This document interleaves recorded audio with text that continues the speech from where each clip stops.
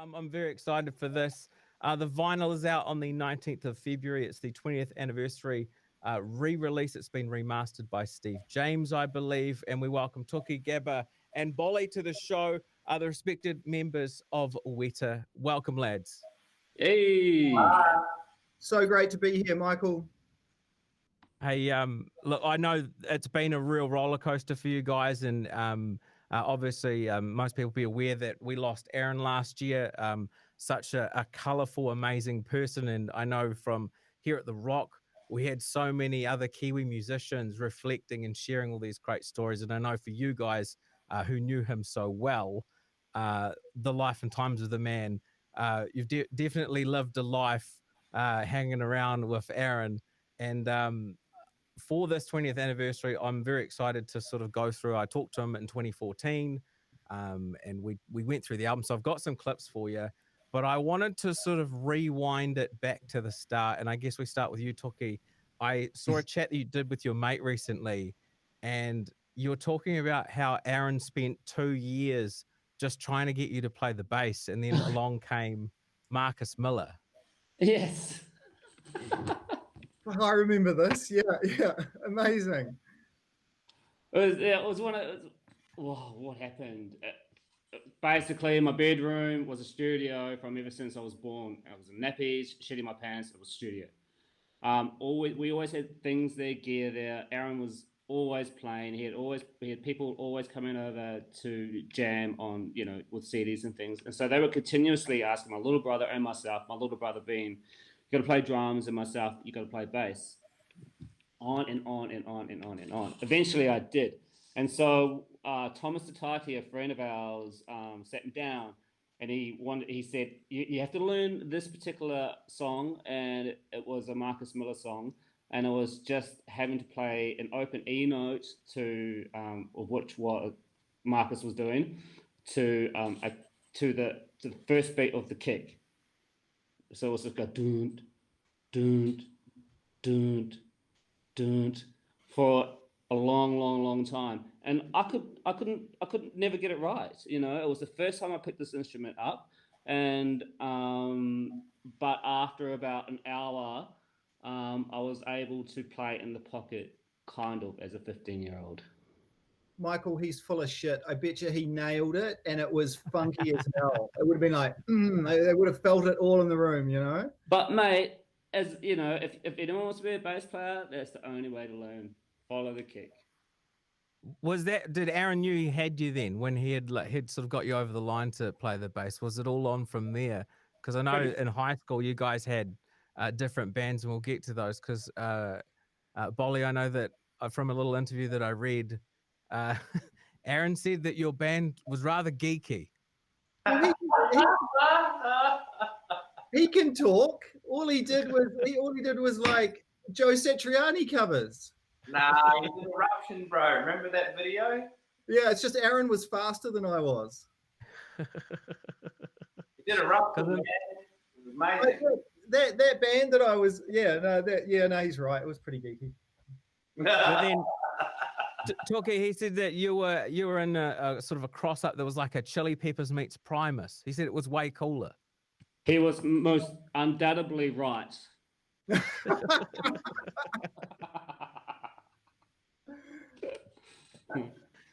And then Gabba, in the same yarn, he said that you had way more street cred. You were playing in a band called Hustler. Yep. That was true. Yeah, in Wellington, I was in a band called Hustler, and we're like a garage rock band. So we wanted to be like John Spencer and the Blues Explosion or the New Bomb Turks. So it was all, tight denim and tight t-shirts and just rocking out. And that's when I met the guys. How did it form as Weta? Was it a meeting? Was it going to gigs? Like, how did all of you guys end up sort of bringing together? I went and saw Weta as a four-piece with Hayden Den Heyer on guitar, who I would eventually replace. And I'd seen the band like 3 or 4 times. And I was in Hustler, and we were doing our thing. We were playing shows with She Had, supporting Head Like a Hole. And then suddenly Bolli just comes into the hole in the wall and asks me, you know, Hayden wants to continue his studies at university. Do you want to come play guitar with Weta? And I said, yes. That was pretty much it. I'd been auditioning Gabba for about 8 months prior to that. Just Gabba didn't know it. So I'd seen him. I'd seen Hustler shows, and I was really, really impressed by. I was really impressed by Gabba, and I really liked Gabba. But yeah, look, let's take it back a step. So it was one of the early Rockquests. I can't remember which one, and I can't even remember if I was performing at that one. But Aaron came out with a band called Pride and Joy, which was from Nine College. And so they're all these kind of bogans in black jeans. And Aaron just, hits the stage with this black Stratocaster and turns it up and turns around. And I was like, that is the guy that I want to make music with for the rest of my life. And he just blew everybody away in that show. And everybody was talking about his ability on guitar, but I was just absolutely, I was intoxicated by his charisma and who he was as a musician. There was just something going on about that guy that was indelible for me.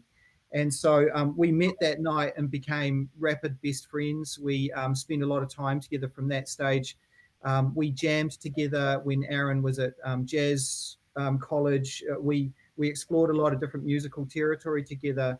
And eventually we started creating songs, and we pulled, it was very much my vision that we were going to be a band that was going to be as big as the biggest bands in New Zealand at the time. I wanted to headline this festival called Mountain Rock at the time.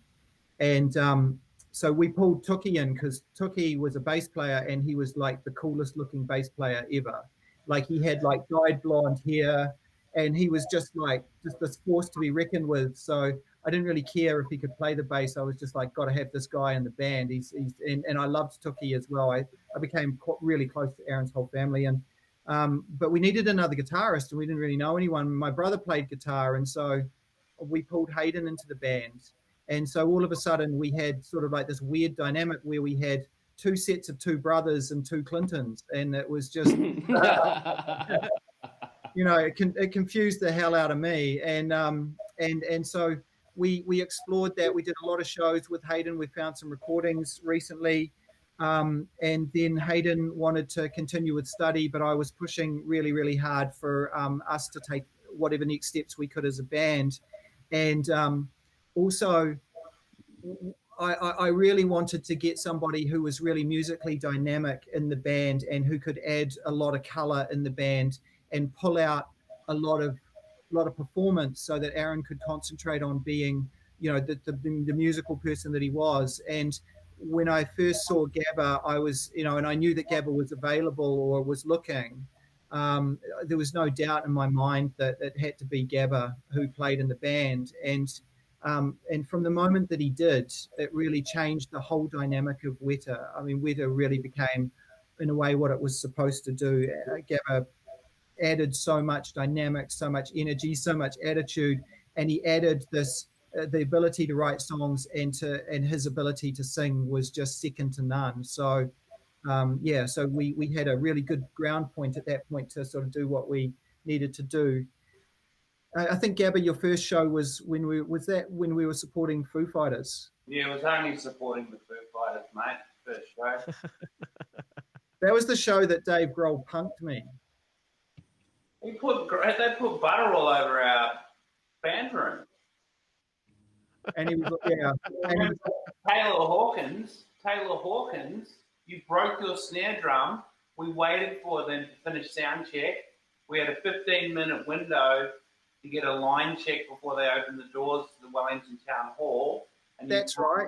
You broke your snare, and Taylor Hawkins comes running down from the back of the town hall because Dave Grohl and Taylor were watching us going, they were like, I bet he's going these guys are going to be better than us. You know, they were watching us. Because they did. They watched us do our line check, which was just a song, and then the snare went, and Taylor just ran over, grabbed the snare drum, and went, "Yeah, man, just use this because you know it's all cool." And I think you did the rest of the. I don't know. Did you reskin? Or I can't remember if you continued on with his or. I can't remember, but I remember him rushing down and like I was like, "Oh my God, you're such a dude!" Everybody helped. You, Taylor. Everybody helped, and they were really, really, really kind. And then they covered the band room in butter, which they thought was hilarious. Well, like so like that. Our starting music came on, and it was the show was sold out, right? And we'd gotten to the point in Wellington where there was a lot of anticipation for us. And I mean, the crazy thing was, Gabba, is you'd only had like a week to rehearse that set. And we I'm not sure we were necessarily prepared, but so that the lights came down, starting music goes on, and I look over at my drums and I'm like, where the fuck are my drumsticks?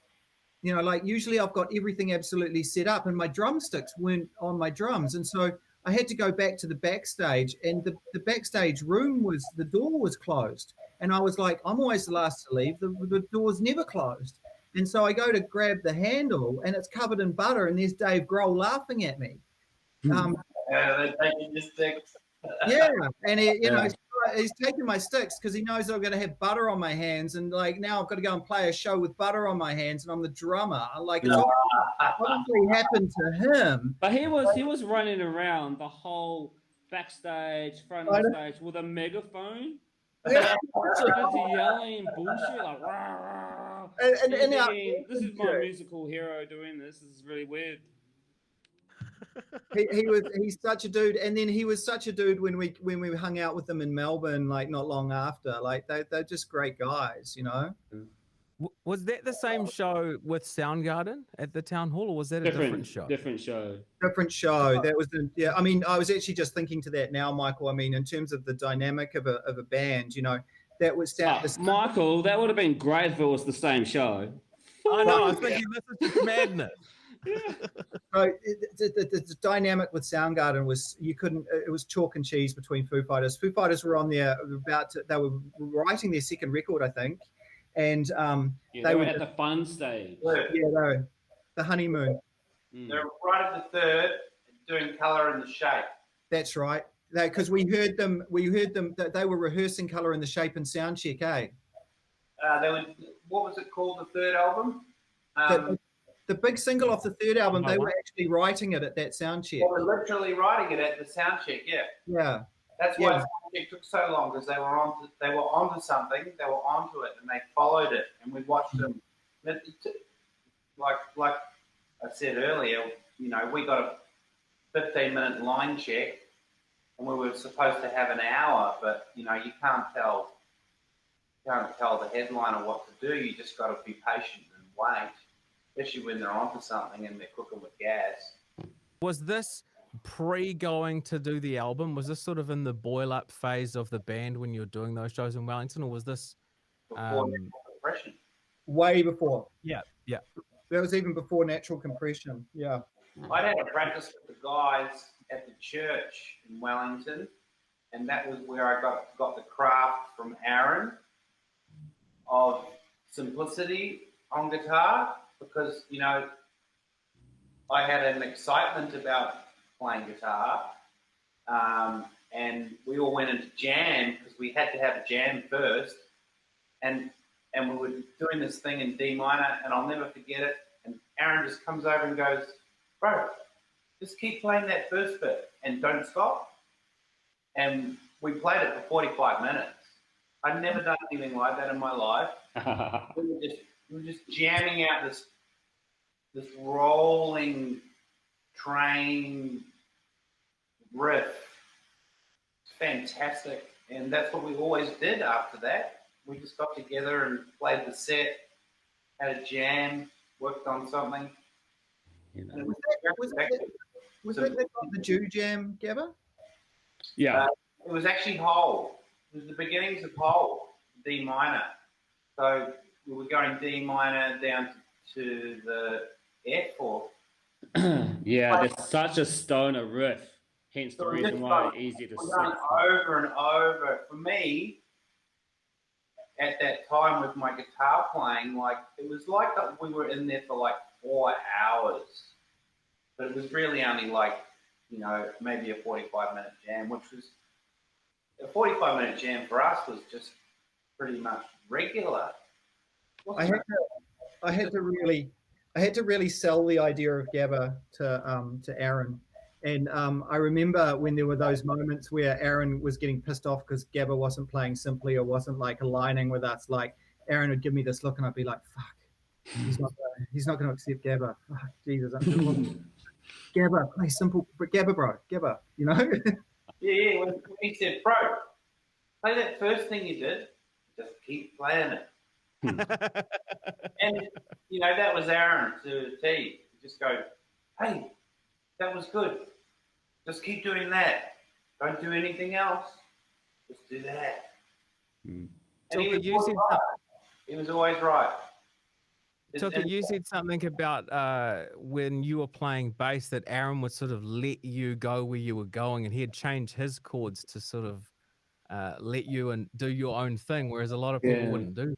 If you're playing somebody else's songs, usually, especially a guitar singer, songwriter kind of dude, you really have to stick within the chords that they are using. So if you play a bass note that's outside of that chord, it won't sound correct. And I did school music, and that was it, you know. So I didn't never know shit. I just learned Red Hot Chili Peppers, Blood Sugar Sex Magic, Flea, and Primus, and you know, I learned all that stuff, and that was my schooling. And Rob Torrio, or however you say his last name, and all those cats in the rock 90s, you know, I learned all their songs. So I don't know, you know, what inversions or whatever, you know, all the fifths and thirds and things like that.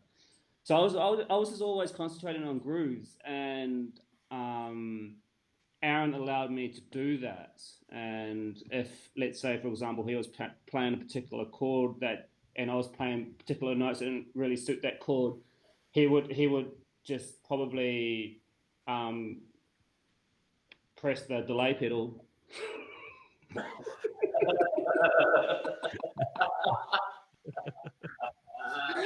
And then make whale sounds over the top of that, as opposed to continuing with the chord. He'll go, oh yeah, sweet, I'll just make this whale sound for an hour. So that was the deal with my bro, which was cool because he made me just be able to groove for a long time. Yeah. And your groove's your signature, which is, you know, we kind of touched on it before. So Ben from Soundgarden gave you his bass. How did that happen? Was it sort of like you're going to need this bass in the future, buddy? I'll leave that to Bolli. That's not what happened at all. No. No? No. So I was standing side of stage just bugging out that I was watching Matt Cameron on drums, who was fucking phenomenal. Like, it was just amazing to watch him.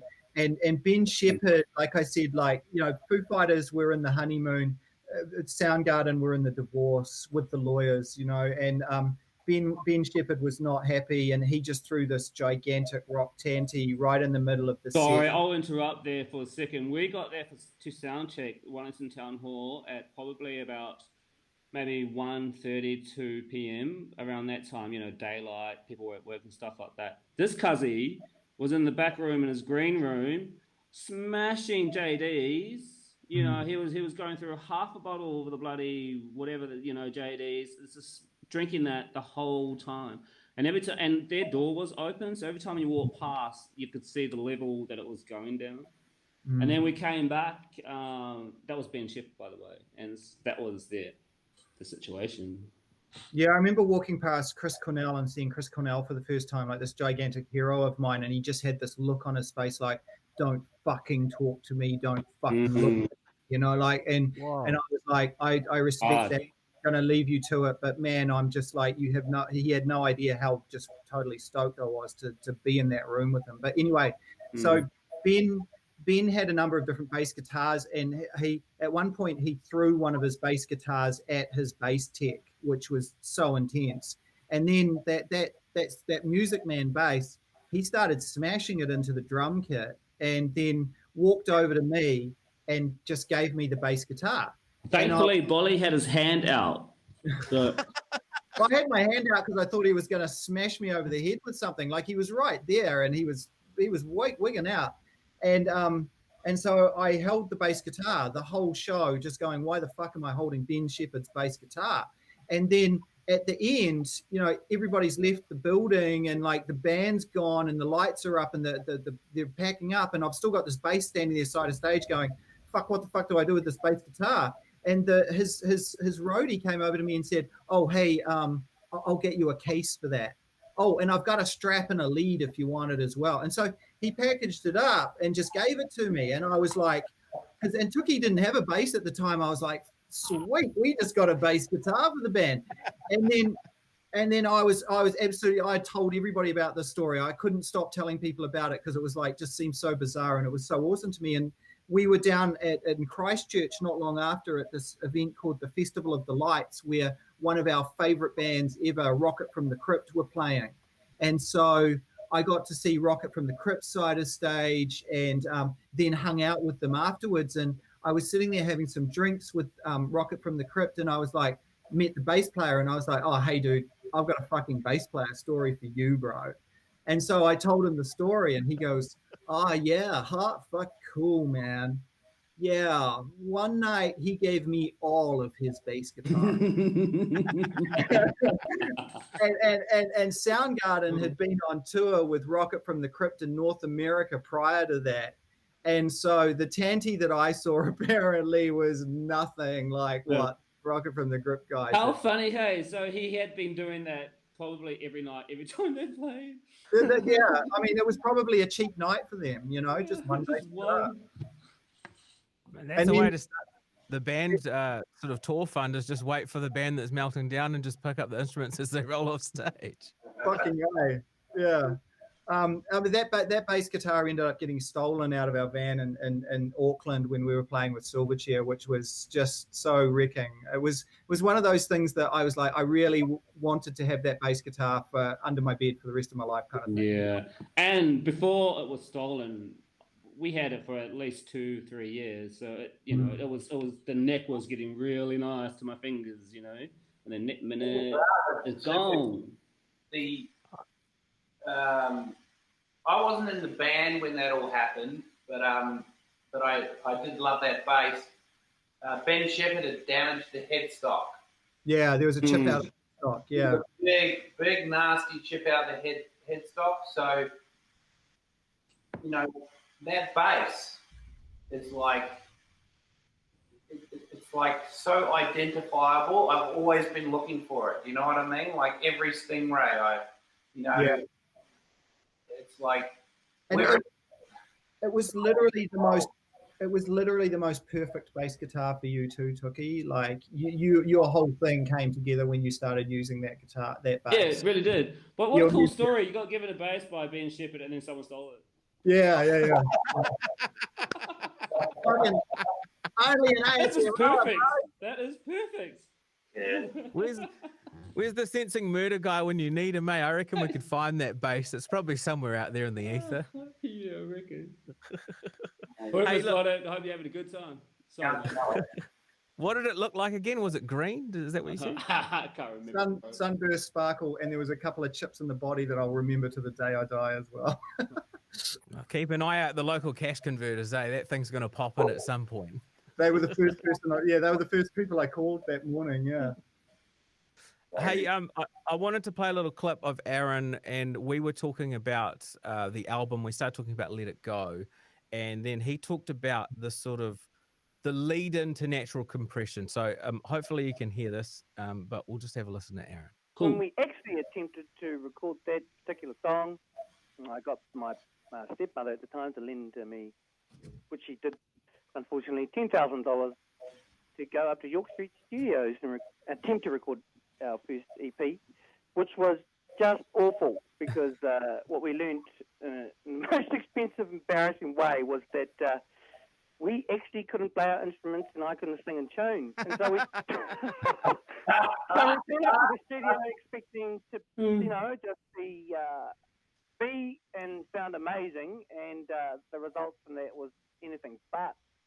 When we brought it back home to our friend and partner in rock and roll crime, Tom Larkin, did the most awesome thing that at the time didn't feel awesome, proceeded to tell us that the job that we tried to do was complete and utter shit. And, you know, that was hard to take from all of us. And then he backed that up, told us that we needed to do it again with him at the helm. And because he was and still is who he is, we just did everything we could because as far as we're concerned, we're fans of this band. It was pretty hard. And Tom took us under his wing. I'll tell you something not many people know at all, and that was that he particularly took me under his wing and sat with me for a very long time every night with the backing tracks of what we tried to do and made me a singer by getting me to re-record over and over again 100 million times these songs. And by the end of it, we were a band and I was a singer and we were away. And after Tom recorded Natural Compression at Marmalade Studios in Wellington. And that song was the first song that I think actually got his ear because Tom is a music fan and he understands music, obviously. He spent time and work because he thought that this band had potential. Tom Larkin, the early days. Can you remember that sort of that time of like, I mean, I know you would have had the excitement of like, we got the money, we go to this record, and then all of a sudden, we're going to do it again? It's so true. I mean, I remember that period really well. I actually remember that money. Aaron had it in cash. He was living at Oriental Bay. I had no idea where the money had come from, but he was playing in a bunch of different bands at the time. He was making really good money. I didn't realize that he borrowed that. I think I know who he borrowed it from as well. I had no idea. But yeah, we went up to York Street Studio to record, and it was a fucking disaster. And it was not the first fucking disaster that we'd had as a band trying to record. And then Tom, who knew the process, who knew where we were at as musicians and as a band because he'd been through it before, knew exactly how to take us on that journey. And he knew he was just magic with Aaron because none of us knew how to take somebody on that journey either. And he took he took me on that journey too. He taught me how to be a rock recording drummer, which I wasn't, and yeah, so grateful to Tom for that. Because he talked about in our chat as well about how the Boys from She Had were an influence in terms of just accessing music. They had introduced you guys, some of you guys, to this whole back catalogue of New Zealand artists that Aaron particularly hadn't heard before. Yeah, Belter Space, Skeptics, the Gordons. These are bands that people get into who are cool dudes. We're from 99 College. So we weren't the Wellington College Buzzers crowd. Dinosaur Jr. Who the fuck are they? We knew Stevie Wonder, Michael Jackson, all that kind of buzz.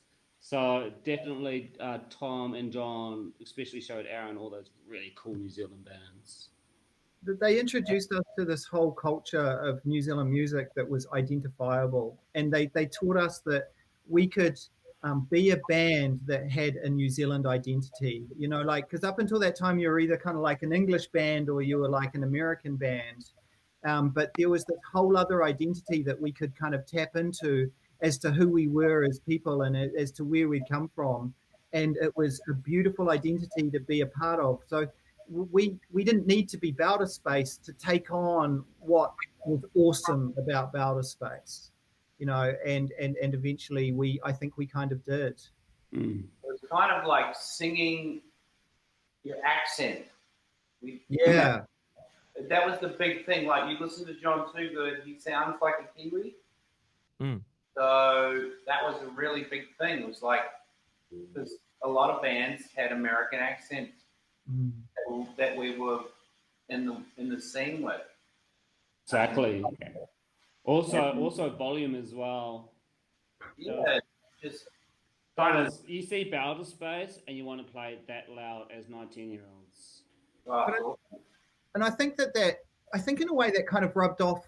I think that carried over to Australia as well, Michael, to a certain extent. You know, like there was a real difference between when Weta arrived at the festival or at the show or whatever. Like, so you got to realize that like Shehad at that stage had already done the General Electric and they'd done the American management thing. So they were being stylized in a way to be all of that package, you know, and they nailed it. Like those shows post General Electric in Australia were some of the best Shehad shows. They're some of the best live music shows I've seen in my life. Yeah, and amazing. And we were there and we were in the beginning phases of that, where we didn't really know our identity. We didn't really know our musical identity. And we were really learning to be a live band that could hopefully blow you away from the moment that we walked on stage, you know.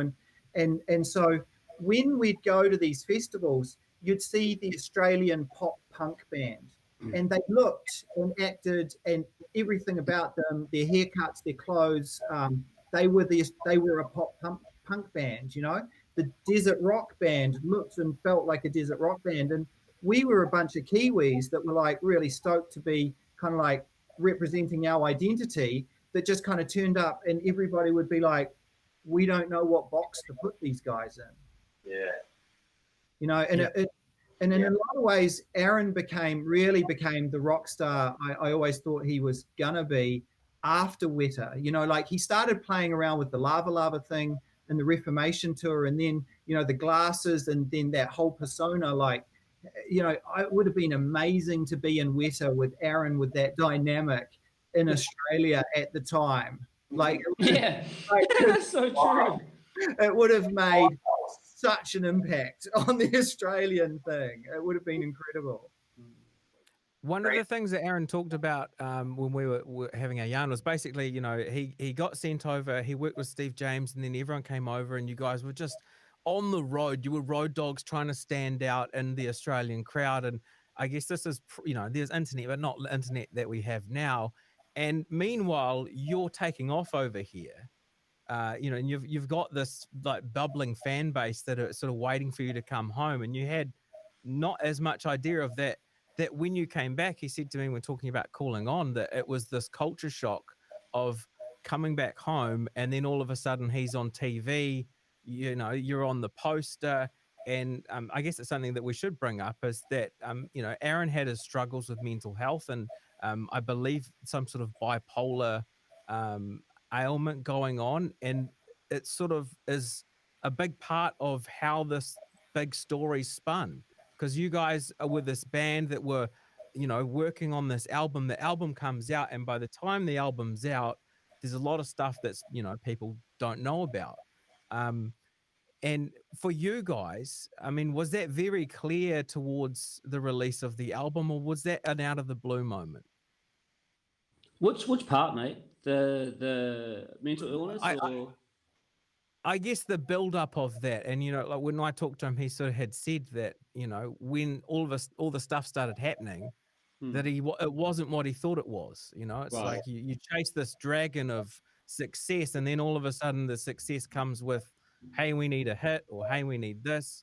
And I guess, you know, like you said earlier, Gabe, we were talking before that he loved being in the studio and you know, being just fully enamored in music. And then I guess there's this whole other side that came with being signed up to a record label and having a big record. Aaron was not a fan of touring. He loved the studio. And I think, like, you know, like Snapshot is a picture of Aaron talking about the music industry.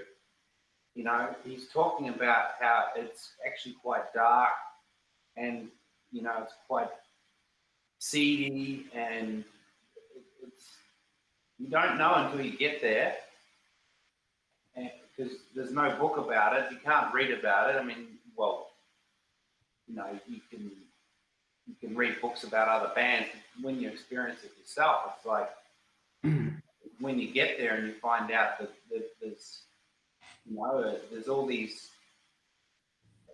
people who are just ladder climbing just to try and meet you, or ladder climbing for their own purposes. Mm. And I think Aaron really saw that, and he didn't like it. Really didn't. Mm. It affected him.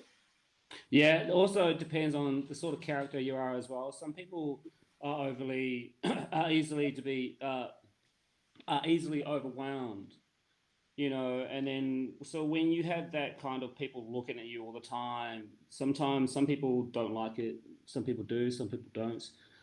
Aaron, I think it got to him, all that attention.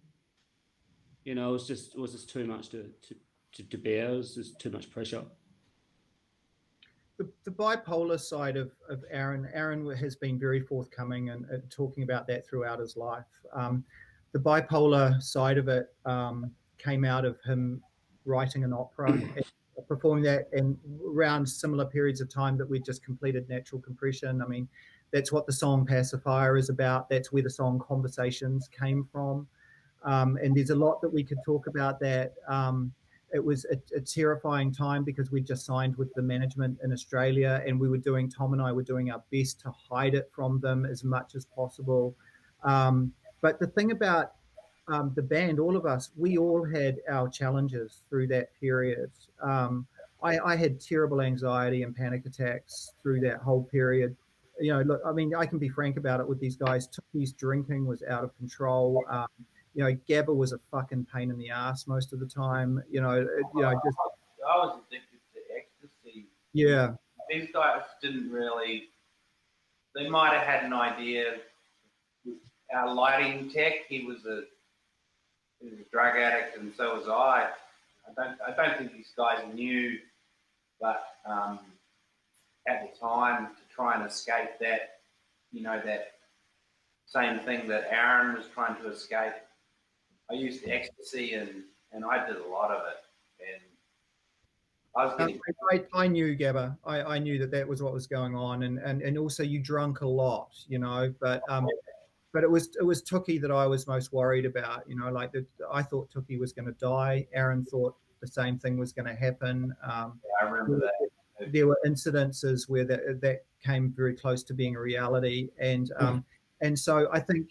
We had no money. So there was that. But I think Aaron actually had a lot of foresight into that I didn't have at the time as to the state of us as a collective, as a band, as people that could make decisions together, and that people who could be a functional unit. With the release of Geographica, with that tour, I think what Aaron saw was the fact that we were far less mature than we needed to be to deal with the potential onslaught that we were looking at. I mean, the international A&R guy for Warner Global had picked up the album based on recommendation from all of the staff in the Sydney office, the staff that had no power to talk to him or make that decision. He had accessed it. It was given to him by Warner's, and that album was going to go for international release. God knows what would have happened to the four of us if that had happened.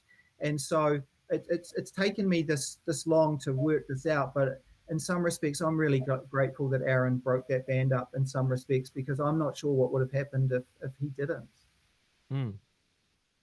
It's an amazing story, because the thing that's left behind is the album, and the album stands the test of time. It is an absolute ripper. It's a wonderful piece of work.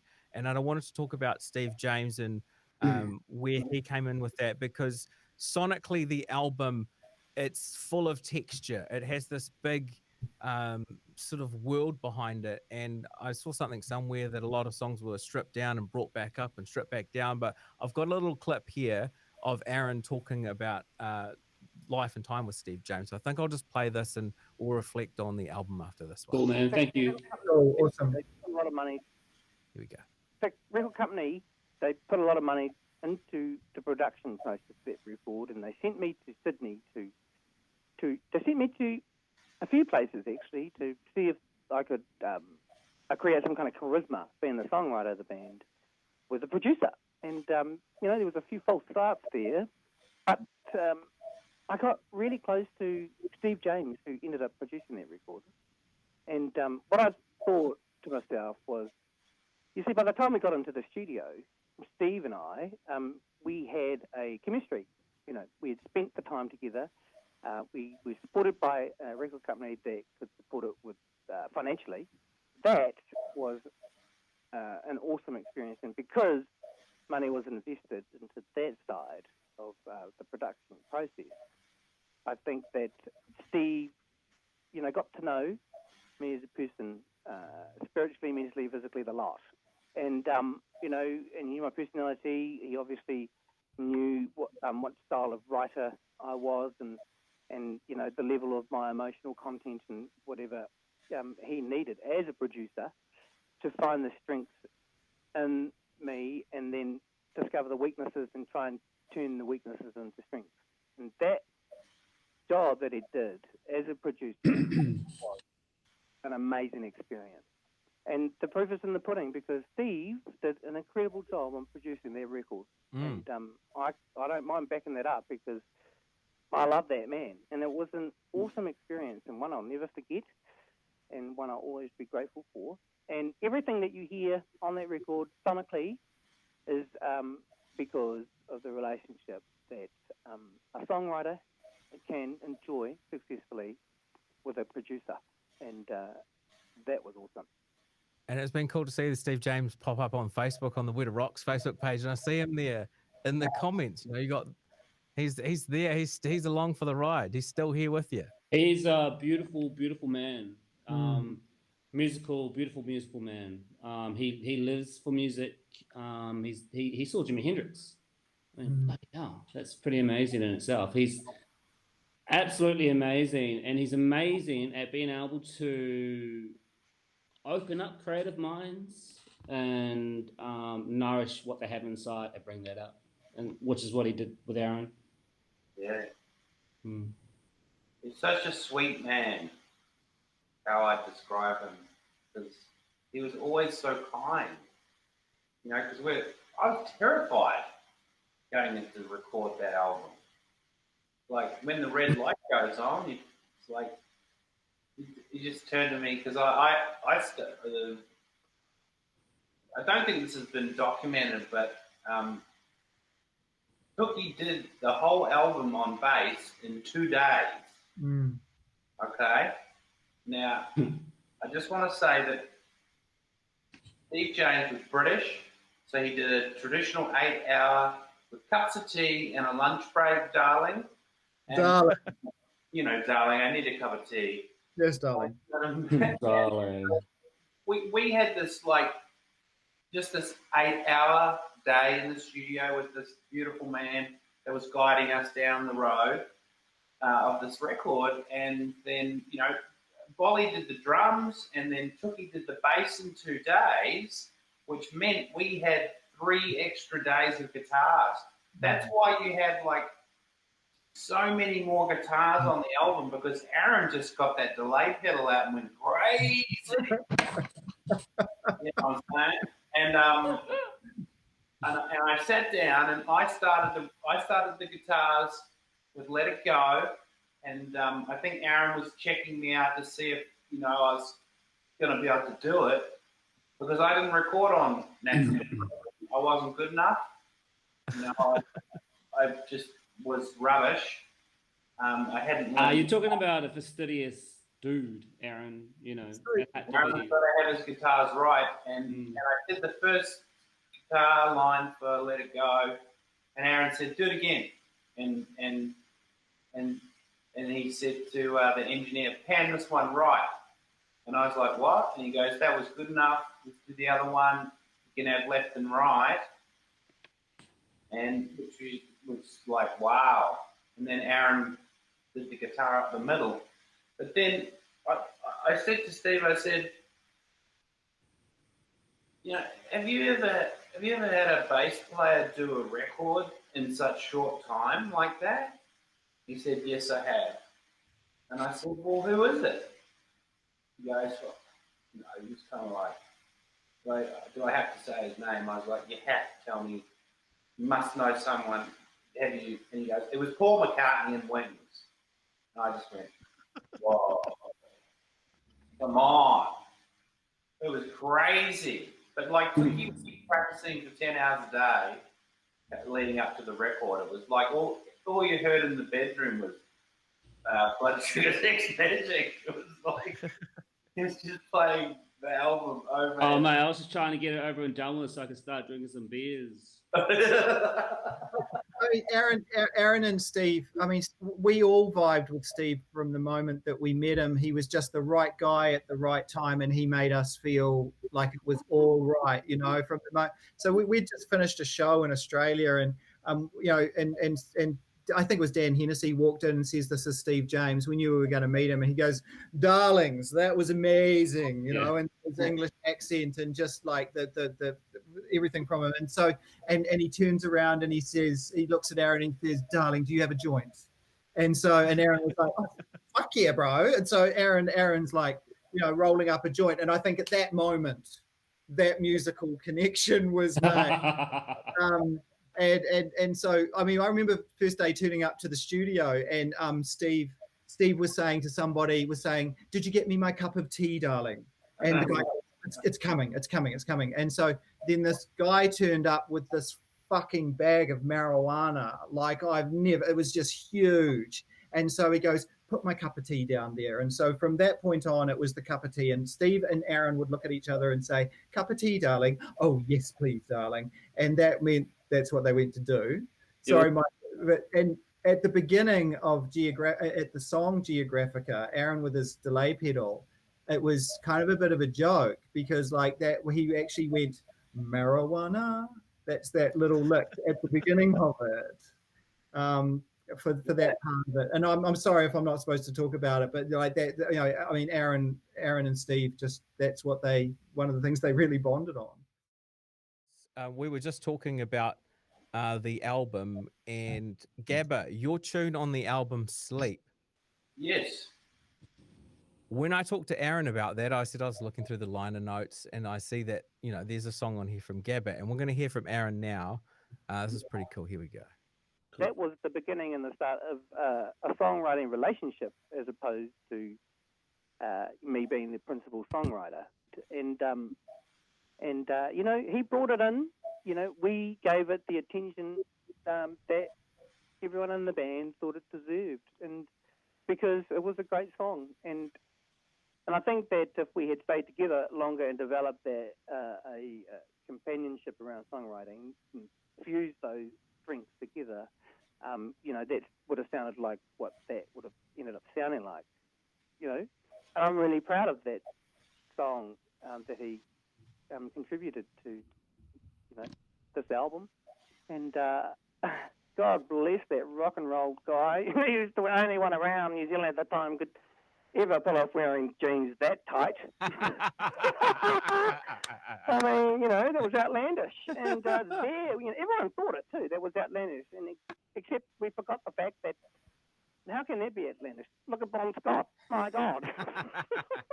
So true. How tight were the pants? It's basically like an attempt at Robert Plant and Bon Scott in the mid-70s. You know, so some side pipe going on. Oh my God, was there what? Like, so Noosa. It's from Hustler. There were most definitely side pipe going on. So oh God, fuck, might as well tell the story. So I mean, like, you know, so on tour there'd be a point in the tour where Gabba would run out of jeans, and it was a crisis moment. Like, it was like everybody on that tour knew that Gabba had to do his jeans washing, and so there would be like there'd be this area where it was just specifically for Gabba's jeans, so that they could have been hand washed and laid in the sun to get the perfect amount of tightness. And so and Gabba didn't wear underwear either, and like so and we all knew that Gabba was quite famous for having you know, a rather large member, and one time I had the unfortunate experience of seeing it in all of its glory when I was filling up the van and Gabba decided to lay across the back seats and pull his jeans down with a throbbing erection, and he was pointing at it, and I couldn't, like, you really get to know the dudes you play in a band with, Gabba was famous for the double denim, the tight jeans, and like the Australians loved it. Like the Australian bands, they were like the old Gabba with the tight jeans and the fucking schlong. Sorry. Barry Bon Scott. That was great. Yeah. That's Bon Scott. We were watching AC/DC on VHS. It was a live in Paris, and I think the album was If You Want Blood, live. Oh, great. So we used to watch this video, and, at that time was like, 76, 77, and all the guys in the band are young, but Bon's starting to lose it around the edges a bit, but progressively through the show, his jeans are so tight that they actually rip and they come apart. And it's the most incredible thing to watch because he just goes with it, like he just is such a cool dude to like just, hey man, my jeans are just totally falling apart. I'm in front of like 5,000 people, but I don't care. Gabba brought so much to the band, and it was really in my vision with having Gabba in the band that to join up the Aaron and Gabba, both as songwriters. I mean, to join up the whole band, because up until that point, the songwriting union was really between. I mean, Hayden played a big part in that as well, but the union was between predominantly Aaron and I and Tookie as well. I mean, Calling On came from a Tookie riff.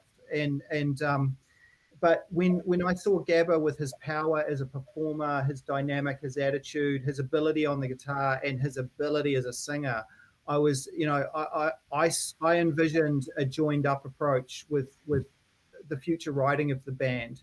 And Aaron talks about that in that snippet. And I think I don't really live in regret or anything like that, but prior to that last tour in New Zealand, we had started rehearsing for that tour, and it was really clear during those rehearsals that we didn't need to rehearse for that tour at all. We knew what we were doing, but we started writing the second album during those rehearsals.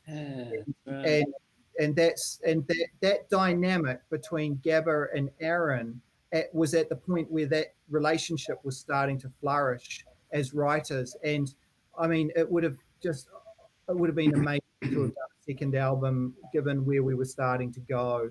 And it probably would have been a glam rock record. It would have been one of those secret weapons that a lot of live bands don't know about is vocal harmony. And that was one of the tricks, is that when he went to see Weta, the harmonies that you heard on the radio, we did them live. And it happened. And it's a subconscious thing that you're not even really aware of, but it's very, very powerful. So Yeah. I've always been backing up Aaron on all of those harmonies, wherever the moment was in the chorus or whatever part of the verse. I've always been a fan of the harmony. It's especially live. Like, you hear a band and I judge them by their live performance because I listen to their record, it's got lots of harmonies, I go and see them live and they don't have harmony. And I'm like, well, don't do the harmony if you can't. Yeah. I think Sleep really defined that part of Geographica for me, and there were a lot of questions raised, and there was Sleep was probably going to become one of the singles, and it was undeniable that it had that potential. We never made the decision, but it was pretty clear in conversations that was potentially going to happen. and also just what happened with Hole, because we really hadn't planned the last part of that record at all. I never thought that Missed Again was going to make it to the record, and it ended up really pulling that dynamic, that part of that mood of the record in really, really well, I thought. That second part of the record is probably more diverse than where we probably would have gone, but it was also a good indication of potentially where we could have taken things, I think. And Sweet Surrender. And Sweet Surrender is still one of the most standout moments of that record for me, particularly the extended outro with Tookie and I just jamming that out, and the band just locking in on that was really, really, it was a wonderful memory of that recording session.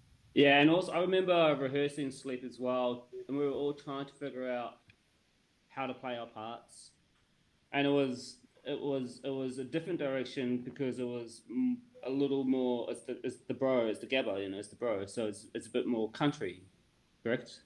You know, and it was trying to infuse, how can I fit that feel with this bass line, and trying to infuse country and funk as a bass player. We were all trying to figure that part of ourselves out as a band, as a unit, and it hadn't fully flourished. I don't think it didn't really have to. But if we had an opportunity to have kept going and do a second album, we definitely would have been able to make that work. I think Sleep was just like a lift off Exile on Main Street, which was from the Rolling Stones country album, you know, alternate country rock. And I would listen to that album a lot. I remember us just not being able to play that song as a band until we got it into the studio. We never got it right until we got it into the studio. So true. It was one of those difficult songs to try and to perform without restriction. You know, in the rehearsal room. Dave Wernan, who did sound, or who she had at the time, first time he heard it, he goes, after the gig, he goes, "What's with that song with all the chords, guys? You guys don't play songs with lots of..." Yeah, man. We're talking about Sleep, but That's such a Werner thing to say. That song with all the chords. Yeah, well, you know, it did have a lot of chords compared to the other tunes that, you know, Aaron came in from a jam angle, and Sleep was more like a structured pop song. It was one of my first attempts at trying to put a song together and present it, you know, to the band and go, hey, what do you think of this? Beautiful piece, man. One of the things that I love about the album is the diversity of tunes, and you know, the way that it all flows into it. And obviously there's some massive hits on the album, especially for New Zealand fans, that just always go off. One of those has got the Jew. And I did ask Aaron when I spoke with him, I'm like, what's the story with this one? And he cracked up and said that, you know, it's a stupid name for a song, but we're going to go down memory lane to a little shop in Wellington. There was this music shop in Wellington that we used to go in because it had Dave Berry, JK, and a lot of great people there who they weren't just retail music people, they were beautifully passionate people about everything to do with guitars. And Dave used to have this saying when he thought something had sex or anything to do with that kind of swagger or whatever, and he'd call it the juju, you know, and he'd say it, you know, and I think that I was kicking that riff around one day in the shop while I was trying out one of his guitars, and he looked at me and said, "Oh, that one's got the juju," you know, and because what he meant was that one's got the swagger or the sex or the swing, you know, and it has, because you listen to it and it's got that certain kind of thing that makes your hips swing that we all like looking at when it's time to, you know, do that thing that we all like to do on occasion that makes us sing. And I remember when I finished that song, my little 4-track in my room with my girlfriend on, and she said that was, she liked that song, and she must have, because then we got our jig on, and boom. And so, you know, and there and always had the juju, I think. That for me is one of those hallmarks of the interactions with Aaron that shows his playful personality. Like halfway through, he's just cracking himself up like, oh, here we go. You guys are the lucky ones that got to spend so much time with him. When you think about the album Geographica, what is sort of, what memories does that bring back for you, Tookie? What is that sort of, your instant memories when it comes to being young, yeah, living a young life. What were we, 21, 22 at the time? A lot of new things happening, a lot of new experiences, a lot of anxiety about these new experiences. But the lucky thing for me is that I had Aaron there, and I was born with him, so he was always my older brother, so he was always my security blanket. So I always had him to, to go, oh shit, can you hide me from these motherfuckers,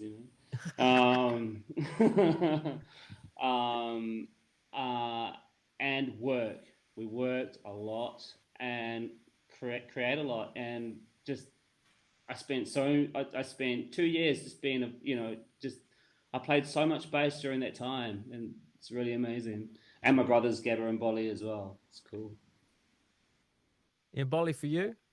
Aaron had an incredible way with people. He impacted people in the most incredible way from the moment he met them. The Dave Berry that he talks about in there. So Dave Berry did the first recording of Calling On, and during that session we'd know if the take was okay, because he'd go, yes, that's got the juju, and that's partly where the name of that song came from. Dave Berry was running a music store in Wellington called the Kiwi Music Company, where Tom Larkin worked, and some other incredibly talented musicians who we knew. So my key memory, I guess, of recording Geographica was just having that experience to live what I'd always seen or always hoped that I'd get to experience as a musician with Aaron. What I always felt that we were supposed to kind of do. Aaron took over that session, and he was at his element, and he was in he was in the best space that he could be, and it rubbed off on all of us, and it just made it happen. And Gabba, for you? I gotta agree with Bolli. It's just like you dream about doing something like this when you're a musician and you're sitting in your bedroom, teenager, practicing, and we actually got to do it. And it's all because of Aaron. Aaron's talent was enormous. Like Bolli said earlier, his charisma was through the roof, and we were there with them, and we were a band, and making that album was a privilege. Me working with Steve James, working with these guys, and Aaron, and trying to make the best that we could do at that time, and as Aaron would always say before we go on stage, don't fuck it up.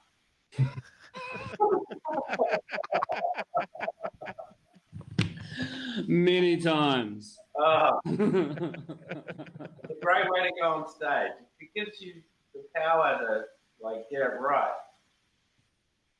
There was something I wanted to ask you before we go into it. Aaron told me a story about Snapshot and the lyrical content of that. And there was a story about a flatmate. Now, I don't know, is the flatmate still a friend or around? Yeah, she's absolutely a friend. But I think Bolli would have more than... I have no idea. Well, just because what he says is quite honest, and I'm thinking that maybe I need to beep some of what he says for the online version. I think there's kind of a couple of parts. I think there's a few parts so Aaron didn't really allude to the full story there. So there's a few parts to the Snapshot story. Okay, so there's the first part of it, which is about our flatmate, and Cynthia at 153 Chetwynd. who was the most amazing friend, who did so much for us, who literally gave us a house pretty much, but who became the target in a way, and not in a malicious way, of the what is the song Snapshot about. And so I think that she's aware of that. And but the thing about it is that there's these two other really, really important parts to that song. And the second part of it is that, Aaron was really quite uncomfortable and somewhat affronted by and somewhat amazed by just how much of an evolved music industry there was in Australia. And Aaron was being taken on that trip. And Aaron was being taken literally by the hand on that trip for reasons, because of the way that the record company structures, the way that they look after the bands and the artists. Who the money is in the band is the songwriter. Aaron was seen as the principal songwriter, so he was the one that was taken by the hand.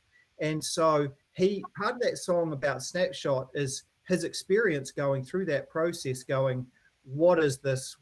Who are these people that are taking me by the hand? Why are they taking me by the hand? The third part of it is the fact that he was also observing that transition, or the change that the going through the machine, so to speak. It's not really a machine, it's just a process. But he was also observing that was doing to some of our friends that were in other bands. He was seeing indications of that along the way, i.e. more evolved bands. We were meeting bands like Powderfinger, Silverchair. We were also sort of hanging out with bands like Foo Fighters and other bands like that. And so he was starting to piece together that there was sort of this process, and that there was an evolution along the way of that process. And that's partly also what that song Snapshot's about. So I think that Cynthia became the soft target, but it's really not that much about Cynthia as it is about that whole bigger picture. Exactly. And also being in Melbourne with way more people than Wellington, back then there were so many more rockers around, so it was quite unusual to see so many girls after the lead singer, as opposed to just to one girl in Wellington. There were 100 girls in Melbourne. The one girl in Wellington that was after the bass player. And there were girls who were known to be ladder climbing rock stars, groupies, if you will. There were girls back then that were trying to sleep with the Australian pedigree of rock stars, the guys in Powderfinger, the guys in The Living End, the guys, in Silverchair. There were girls, and you knew who they were. And I think Aaron observed that. And he didn't like it. And he expressed that. I think also there was something else that I became really aware of in Melbourne coming from Wellington. So Wellington's a really small town.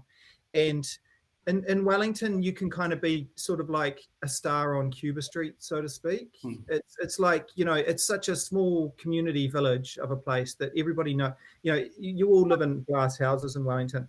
You transform over to a city like Melbourne, which I think at the time had over 4 million people in it. And then Sydney was like, I don't know, 5.5 million. You get on latitudes of scale that are much larger than New Zealand.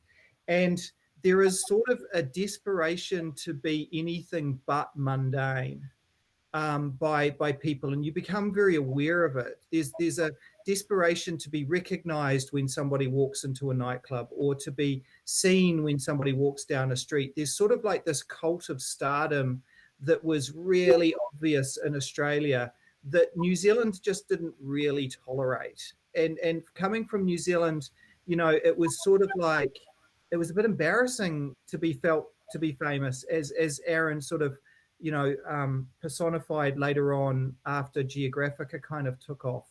And I think that also really played into the whole sort of idea of Snapshot as well. I remember, like the very first time I saw a Lamborghini was in Melbourne. A real Lamborghini went past, and we all just went, what the fuck? And Aaron just goes, there's some fucking rich cunts in this town. And then we started to see Ferraris and Lamborghinis, and these are just really rich corporate guys having midlife crisis, old dudes in this fucking wicked car, and that as well. Like there's so much money in Australia from what we had come from, you know, from what I personally had come from, small town New Zealand. When I moved to Wellington, I thought I'd moved to a very large town. You know? Yeah, I think that's a really good point, actually, is that the four of us all shared very, very humble, very poor, I'm not even going to say working class backgrounds. We all came from very, very poor backgrounds, all give or take broken home kind of scenarios. Like we were all very, very much broke kids, and part of that journey of going to Australia, I mean, when we first arrived in Australia, we were in St Kilda. We lived around the corner from Shane Warne, who had Lamborghinis out of the place. Of course he did. Of course he did, yeah. We were literally right around the corner from him, actually. It was quite obvious. But also, the bands in Australia, the ones that made it, they were rich. They were millionaires. Grinspoon were millionaires, and they were dudes that we toured with, you know. They were millionaires a couple of times over. The other thing, multi-platinum rock and roll in Australia, like, millionaires. We came from sort of being this band that rehearsed in these shoddy warehouses, not being able to afford cymbals or drumsticks or frickin' instruments, to being in this situation where if we made it, we could potentially be millionaires. You know, we could potentially be very, very well off. And that, I think that song Snapshot is part of the dawning of that. You know, I mean, Aaron did sit down to write, Aaron and Tookie sat down to write a frickin' hit song.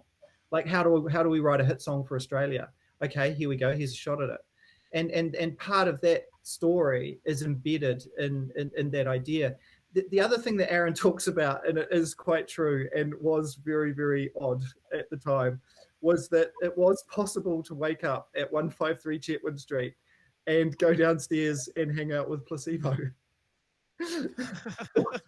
Or Silverchair, or Powderfinger, or whoever it was that was hanging at the time. And it was like, you know, meeting the drummer from Silverchair for the first time in the most unlikely of scenarios. Yeah, you know? Downstairs having drinking a cup of coffee. Yeah, it's like, Ben, hi, big fan. I'll leave you to it, bro. I'll see you later. Sorry for interrupting. And then you know, being on stage with, you know, being on tour with Ben and being like, hey bro, I know you from somewhere. what up? Don't pretend you don't know me. Shit, I probably shouldn't have told that story. I don't know. Fuck it. They're good boys. I was, you know, I've got it here. We could hear Aaron if you want. Aaron's version of events. Sure. And here we go. By the time the album I thought was written, it still didn't have what I was told, something that people could play on the radio, you know, particularly in Australia. And of course, that just floored me, because then, and only then, do you start feeling pressure, you know, because, you know, I have to beat my head against the walls and the windows and to now, you know, supply a hit of some kind.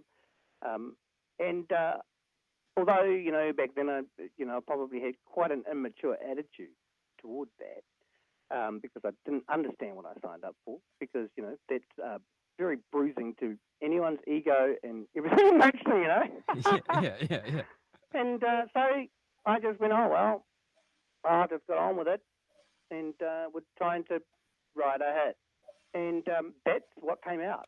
And that came out because I had a little drum machine and my brother used to live in the room next to me. And so we got our bass and stuff, came into my room, and I said, "Babe, sit down. We have to sit down here, you and me, and write a hit." You know? Yeah. And then, you know, like, that song was attributed largely to his bass playing, you know. Yeah. You know, because you know, I made the drum beat up and he started banging along, and all of a sudden that came out of him. And I jumped on top of that and gave that more gasoline, and the rest of it came out of me, you know. That song was dodgy because we had this flatmate, and she was very attractive. And she was awesome, man. You know, we all loved her and we all protected her. You know, she was choice. And she was very attractive and very sexy and all that. One day I was in my room and we spent a big day out, and I went down to the kitchen and there was the drummer from Silverchair. Ben, I think his name was. And hey, bro, I was going, well, I knew who he was, obviously, because I'm in the same industry and whatnot, and he was in the biggest band in Australia at the time. You know, that song's about someone out there who, you know, goes to gigs and gets backstage and brings home rock stars and have a rocking good time with. And, you know, and all sorts of people used to turn up at our house, you know. Yeah. And a couple of the placebo boys turned up, you know, all sorts of strange and wonderful rock and roll people. And, you know, it occurred to me, I think, well, I needed a subject matter to write the song about that my brother came up with this amazing riff for. And, you know, subject matter is like, you know, it was just a snapshot of a girl trying her hardest to snap up anything she could. You know, and she did, and you know, glorious rock and roll style, and God bless her, because if that didn't exist in the rock and roll industry, then the rock and roll would be very lame and unsexy, wouldn't it? Yeah, you need that. Absolutely. And you know what? You guys deserve that. Oh, thank you very much, Brian. You guys at the Roxy and every radio station deserve to sell that to people so we can have that.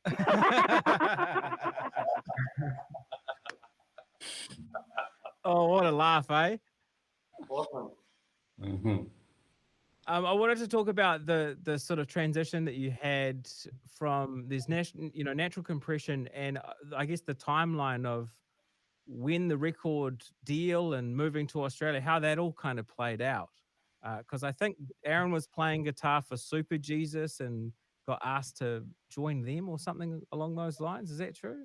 So it's probably a good enough time to sort of, I don't know, mask the truth on all of that. So, the Super Jesus thing was, I want to say it was planned and it was delivered.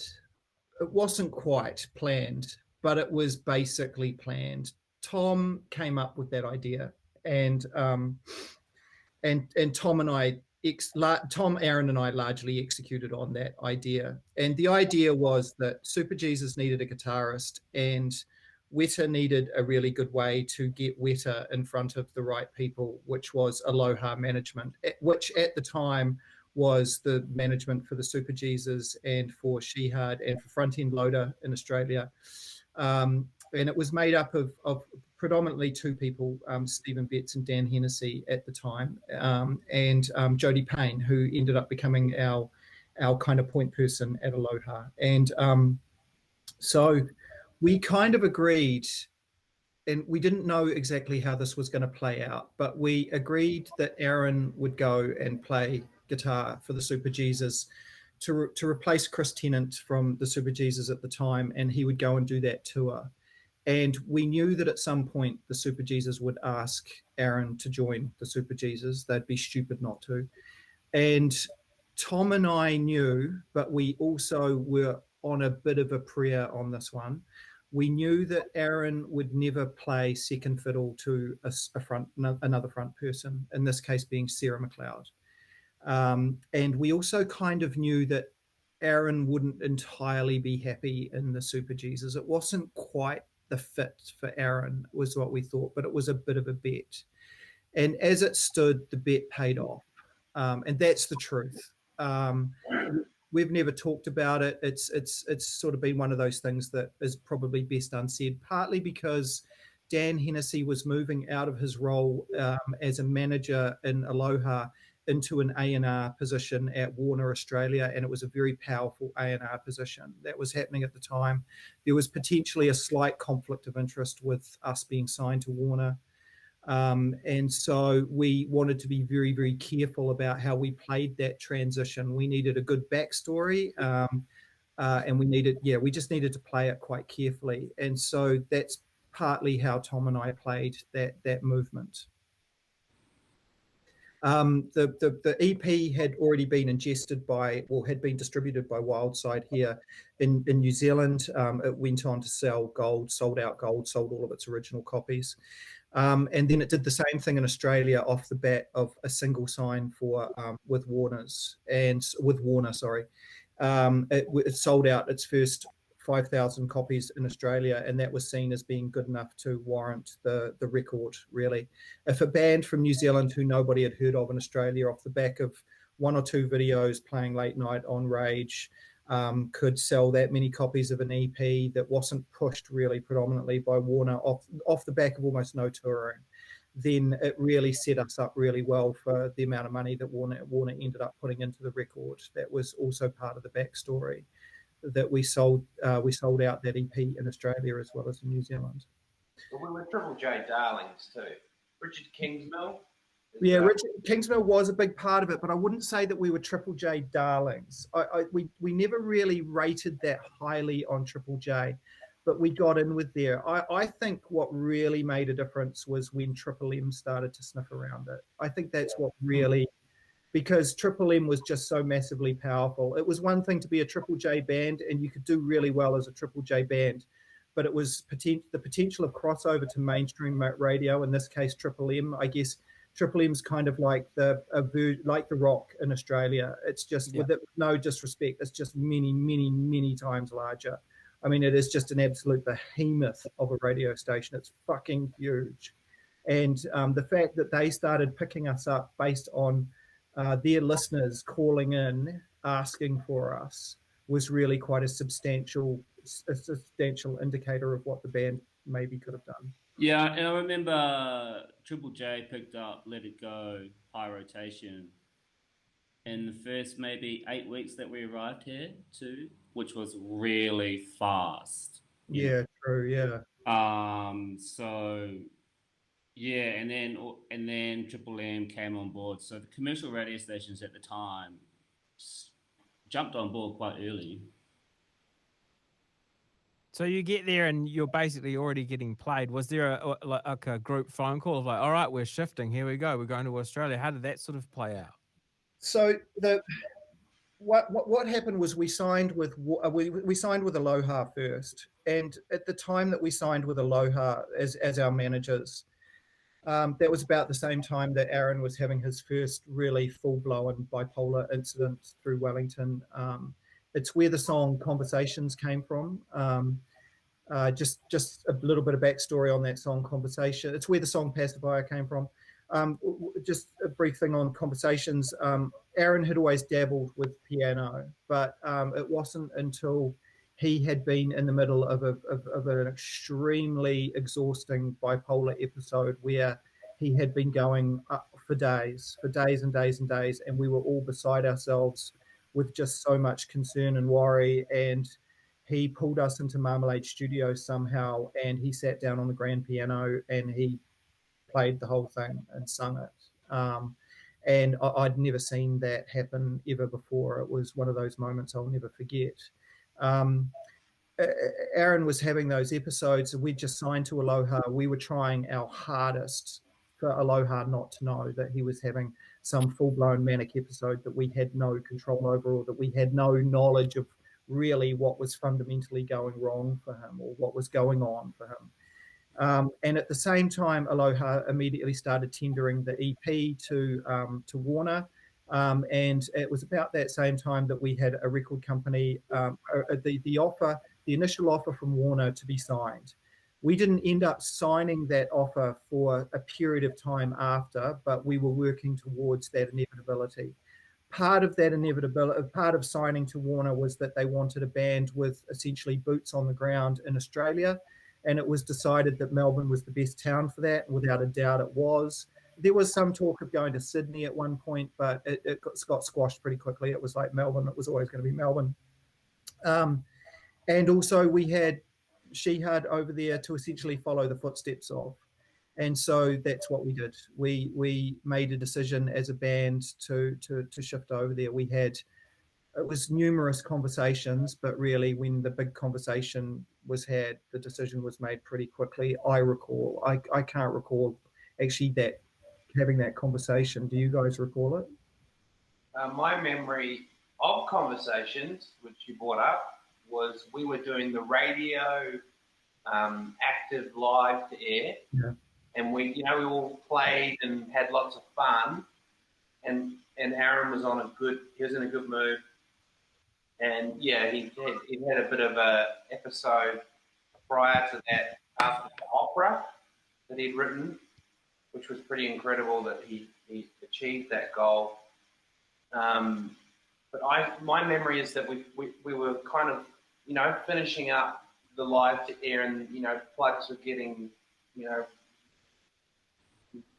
cables are getting wound up and things like that, and your drums getting packed up, and then there was that massive grand piano at Radioactive, and Aaron just sat down at it, and he must have been tinkering, but he just started ripping into this new song, like Freddie Mercury. It was just, I'd never seen anything like it. He just banged it out, and it was like, wow. I was speechless. Was Julia Deans there as well? We had people in the control room that were eating us off. I think Julia Deans at that time, what you're talking about, Gabba, she's the only one who really kind of, I mean, we heard in awe from afar, but she's the only one that went over while Aaron was playing, going, "Hey, that's really good," and encouraged him at that same moment. But I thought, man, can you just chill out? Because he was just up and down, in and out, and I just thought, that whole day I remember, and because he was going through an episode that we were all still hugely unaware of what it actually was, I just always thought, man, can you just either go to sleep, chill out, and stop moving around so fast,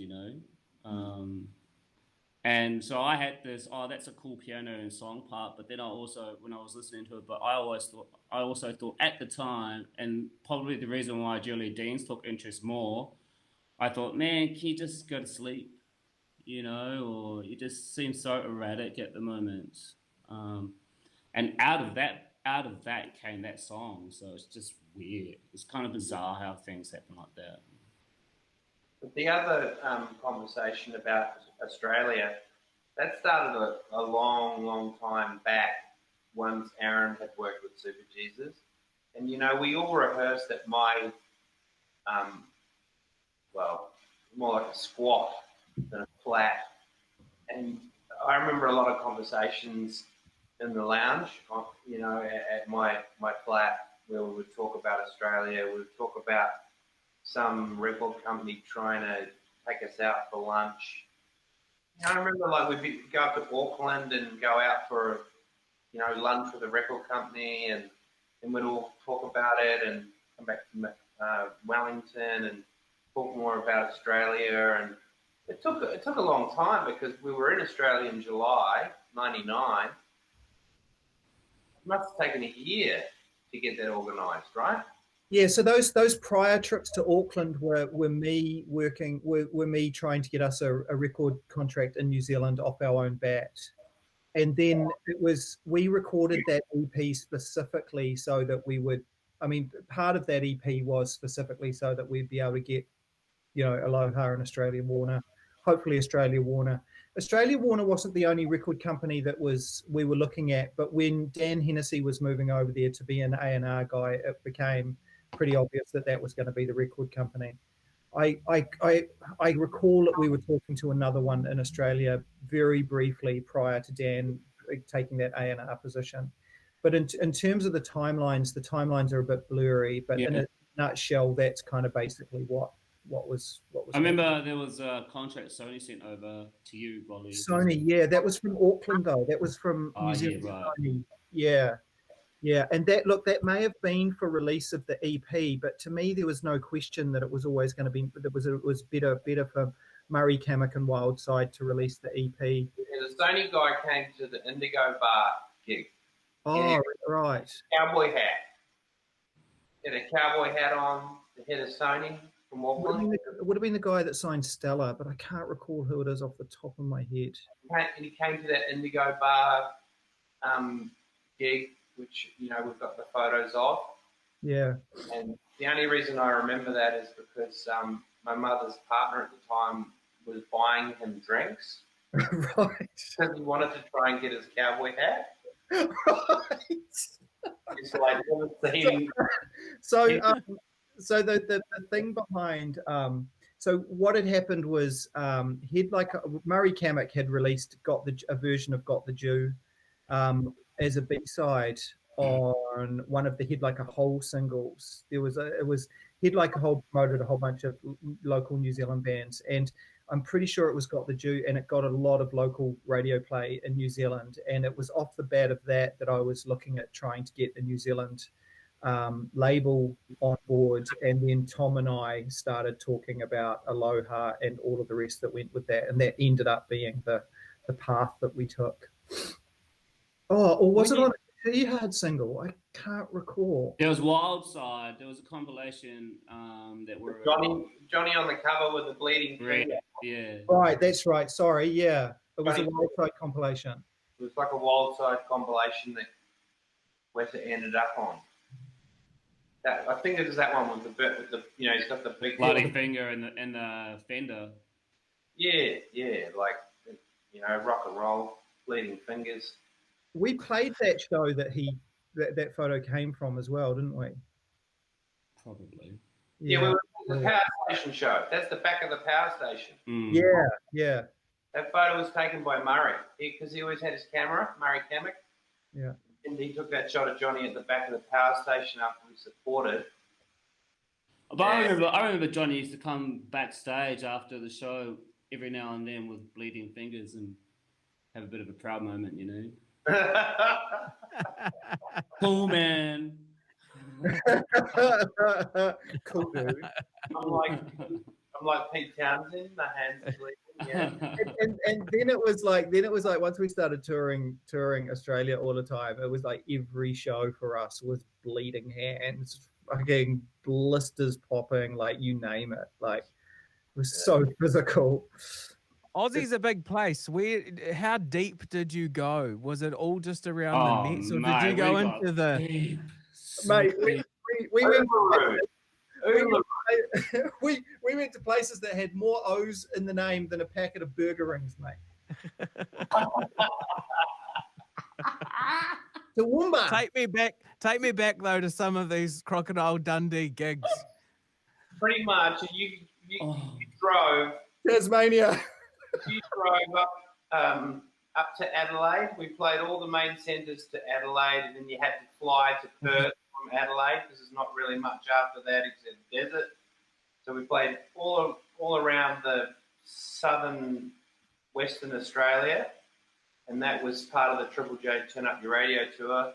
But then you go the other way, Melbourne, all the way up to past Noosa. We played pretty much everywhere you could play. Narumburra? Everywhere. Like weird little towns like Wollongong and Toowoomba. I'll never forget Toowoomba. Just like, and those were shows like with bands who are in the same situation as us, where, you know, there was only like 50 people there in a 400 capacity venue. So it was, you know, we were just building up a base, you know, and you go there, and then the next time we come back, that 50 people was now 200. Until we hit a wombat one night. Yeah, that was scary. Oh yeah, those things are big, man. You have no idea how terrifying not it is. so much as a kangaroo, I'm sure that will be even worse. And Gabba probably has more experience than any of us with this shit. But wombat can take out the yeah, and it was in the white van, right? It was in this white van. We hit this wombat, and we're like, "What the hell happened?" The vehicle just about goes off. It was like it's like the bottom had been torn off off this van, and we almost went off the road. We're like, "What the fuck was that?" It was a wombat. We hit a wombat, and then when we got back to Melbourne, half of that bloody wombat was in the fender, and it was pretty sobering. But it wasn't as bad as that night. Gabba and I were driving down from Brisbane, and everybody was asleep in the van, and I turned around the corner. We had driven from Melbourne to Brisbane in one hit. We'd played 2 or 3 shows in Brisbane, and we were driving down to either Gold Coast or Sydney for another show. I think it was Sydney. We were driving. It was 3 o'clock in the morning. I was on the late shift. Came around a corner, and there was a fucking guy standing in the middle of the road, and he was 6 foot something. And I was like blinking, going, "What the fuck is going on?" And it wasn't a guy, it was a kangaroo. But I was so tired, I was tripping that it was a guy. Yeah. And if I hadn't have slowed down and swerved, we would have been toast. This thing was huge. You would have been toast. You would have been toast because he was right in the middle of the road. So if he had one step towards you, he would have come through the windscreen, and we would have gone off the road and hit one of those gum trees. Good night, nurse. But we were going 120k an hour because that's what you did on those motorways in Australia. They were open to 120k. I think was it 120? He was like a 6-foot kangaroo, like not a big red, but he was. Oh. I've never seen anything so large standing in the middle of the road. Like driving around and touring is just full of interesting things.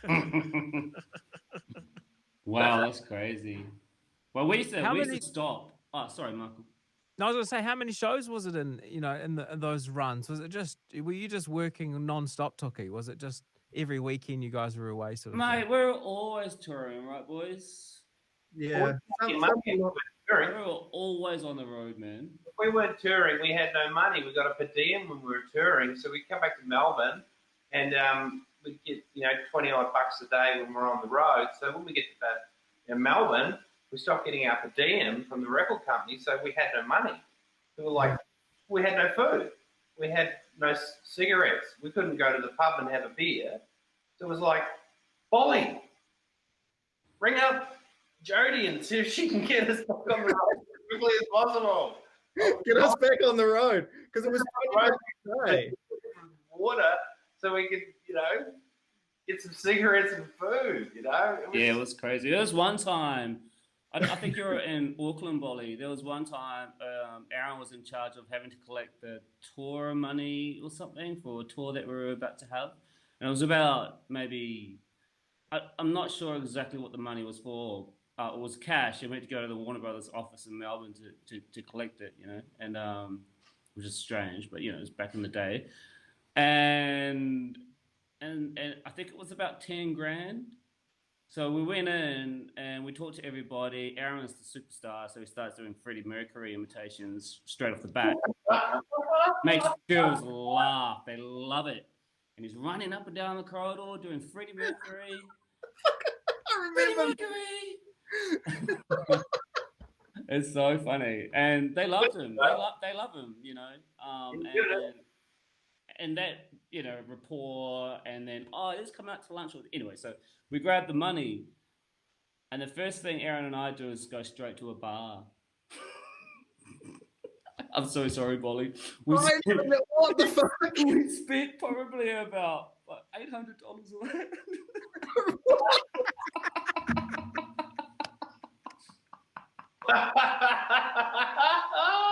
You're fucking kidding me. I'm so sorry, Bolli. And then we met you in Auckland, and Aaron told you some lie or something. I never heard about this. This is what happens when you go to Auckland. Yeah, that's why you never leave the cousins to get that stuff, Oh. Changed us, hey. Look, we're supposed to get 10 grand. They shortchanged us. There's only 9 grand here. Aaron made up a story about taxes or something, and two pros in Melbourne. That's not a bar. You guys went to one of those all-day strip clubs, didn't you? Oh, mate, it was 11 a.m. and we went straight to a bar. A friend of ours Blackbird was working at on Gee. Chapter Street, and we just stayed there all day. Oh my god. Oh, Oh my god. apologies, it was Aaron's fault. That's it. I'm out. Tookie, fuck you. Well, now we've got that honesty out of the way, maybe we can continue it. I remember hearing a chat, Tookie, that you don't know if you met Flea. Oh, that one. But Gabba, do you know if he did?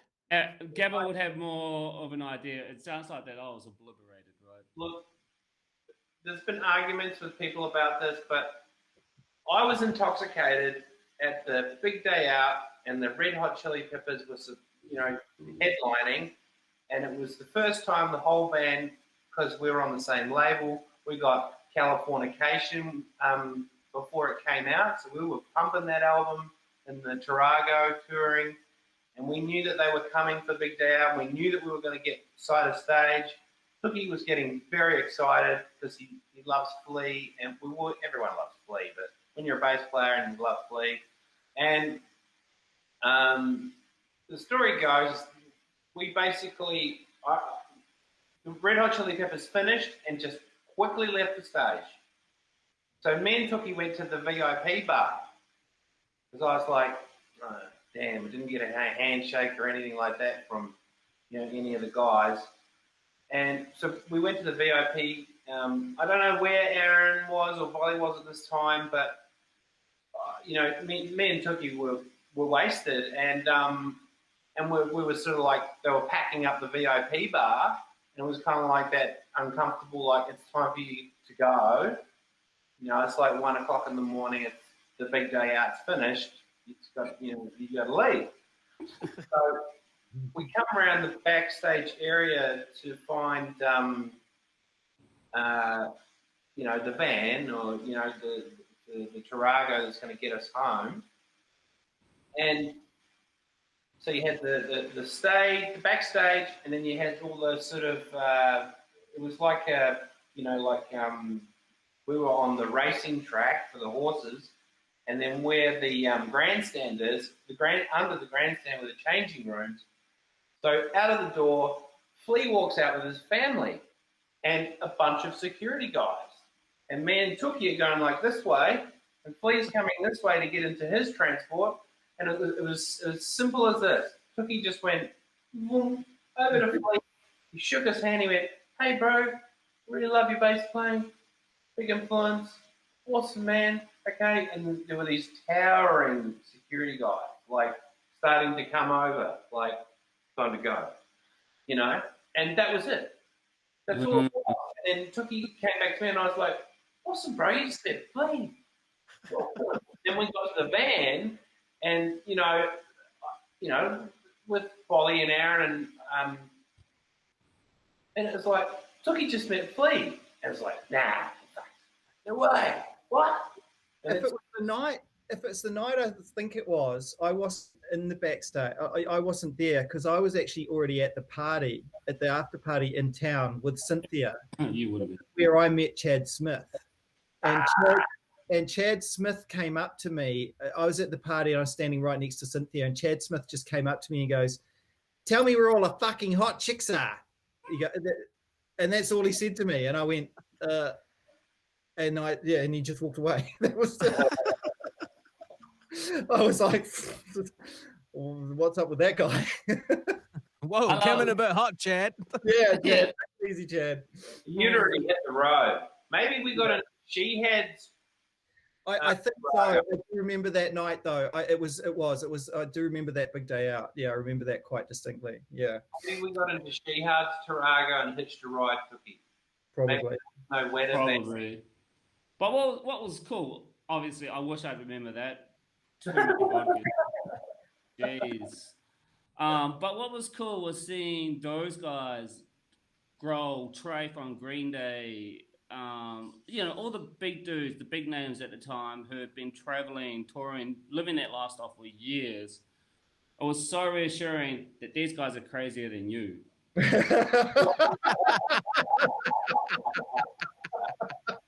And that was fucking sick, man.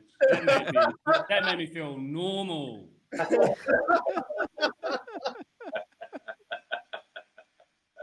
Isn't what it I great, got from though, meeting these dudes. the timing of life, though, is that you really wanted to meet him, and then you're like, all right, we're leaving, and then your paths just somehow cross. That's just the mystical thing of the world, right? Like sometimes the things just align. Yeah, that's so true. Was there a moment, because it sounds like the whole thing, the whole trip to Australia recording the album, it had like the elements of absolute what you wanted, but then there's this like real rough exterior of like you really got to work for it while you're over there. You've got help, but you've also got no food. Was there a moment for you guys that stands out as feeling, I guess, like the most opulent or something? Was there some point where you really got it poured on you where you're like, wow, this would be nice if every day was like this? When our VBs changed to Crown Lager, Fucking straight up, man, because VB is the most disgusting piss beer that you ever want on a rider. Oh, it's so horrendous. And if you're playing a show, it's 40-degree heat, you finish the show, you just want a beer to quench that thirst. You do not want a VB. Yeah, we did our dash with BB, that's for sure. the cases of it, it got to the point where we just didn't even touch the cases of BB. Like there was so many. So many moments. The moments, like you can see it in the recording of Offshore when we got onto stages where we had really good monitors. Like the difference in the show was just astronomically different, you know. For me, also, when Calling On was on the radio back home, and we were still in Aussie, so I didn't know the effects and stuff like that, and people knew the words and shit. And then we played one show with Shehard and Furbichol, I think it was back then. And this was the first time we played Calling On to that effect. And then seeing all the people jump up and down to the middle part and then start singing the Calling On section for the first time, that was whoa, that's just amazing. Let's just keep doing this forever, you know. Because we played that song so much. We played that song like every show for years, and it had never had that kind of effect on a crowd before. And you could see the people in the dynamic build-up just bounce smaller and then bigger and the bigger and the bigger and the bigger, and then they all just erupted into. It was really cool to see. We always played Let It Go straight into Calling On. We didn't stop. There was no hesitation. So it was like this, you know, it was always Let It Go, Calling On, and then the rest of the set list was sometimes, you know, altered. But we always did Let It Go into Calling On. I'll never forget that. And the way, like we're saying, you know, the recognition of Let It Go and then the recognition of Calling On, because once Calling On hit Rage, which is an Australian music television channel on ABC, you know, it put us into another stratosphere, you know. There was a point where all of a sudden I felt like my phone calls to management and going to the record company and doing those sort of BAU activities that that I had to do all the time. All of a sudden they started actually paying, I want to say respect. It's not respect. All of a sudden they started listening. All of a sudden I was a voice in the room. I had a seat at the table, so to speak. There was definitely a change that happened at some point. And that was still when we were in Australia, and we were still sort of relatively no one's in Australia, but clearly things were starting to happen back home. I remember being very aware of that. Our riders started to get bigger. We started doing shows where we were flying to shows rather than being all pushed into the back of a big white van with all of the gear and no air conditioning and, you know, just whatever pillow we could take with us to sit on. Those changes were very noticeable. Yeah, the backstages, the rooms were getting bigger as well. They were getting bigger. We were no longer in the first, you know. Yeah, we were no longer in that little fucking hole underneath the stairs, you know. Yeah. Those kinds of things changed. I don't know. Yeah, the amount of money we were getting paid started to change, and that had a very, very big knock-on effect to what we could do, what we could buy, like, you know, how we could replenish, you know, how we could buy food, we could replenish things like guitar strings. I could buy cymbals for it, you know, finally. I could go in and buy drumsticks, replace my drum heads, you know, all these things that just don't seem like much of a big deal, but really make a difference to your day-to-day activities. You know, I could change. We could get new tools. You know, there was talk about a certain sponsorships started to occur. And it wasn't just the guitarist this time. It was like the drummer, and maybe I think there was some talk about some sponsorship to you as well, Tookie. That started to happen. Yeah, unfortunately, it wasn't. You know, but it was. You know, I was appreciative at the time for whatever it was anyway. Yeah, it was a start. Yeah, those kinds of things happened really, Michael. It wasn't really, and they didn't really happen. There wasn't any big bang kind of moments. They were just you started noticing things changing, I guess. I always think of opulence as being people's reactions, you know, to me as opposed to monetary. For me. One of the things Aaron did talk about was the reunion shows, and he said that, you know, honestly, he said that it was tough for him, but one of the best things was that it made him get into shape. And he was saying he was just saying how he'd put on heaps of weight, and then finally his partner was looking at him different, and that was one of the things that he thanked you guys for, was the fact that it got him off the couch. He said he had a bit of a puku going on. I thought that was commendable for him. For obviously, he said it was, you know, a tough time, and it got him motivated. It sounds like. Yeah. We all started to have a puku, I think. Right now. We touched on it. Oh, sorry. I just remember eating a lot of hamburgers and fish and chips during that whole rehearsal period, just so I could stay on top of like 8-hour days back on the drums after 12 years or however long it was of playing drums, like just wondering how the hell I did this in my 20s, you know. Like it was Littleton, man. It's the best fish and chips in the world. Yeah, like before we'd go on tour, when we were in Australia, I'd have to get match fit. I'd have to get in condition to jump on tour with the band, because it was such a physical reckoning playing drums with the band, because partly because the guitars were so freaking loud that it was just so much work competing with, you know, to be heard above all of that. But it was a physical set, you know, and I guess that was kind of the case as well with that Reformation tour. You know, I woodshedded those songs for about a week in Wellington, and then we got into rehearsals and banged them out, and it was a lot of work, you know. When you look back on that, did you enjoy those shows, or was it hard on you guys, sort of jumping back into the fold? How did you guys feel with the reunion shows?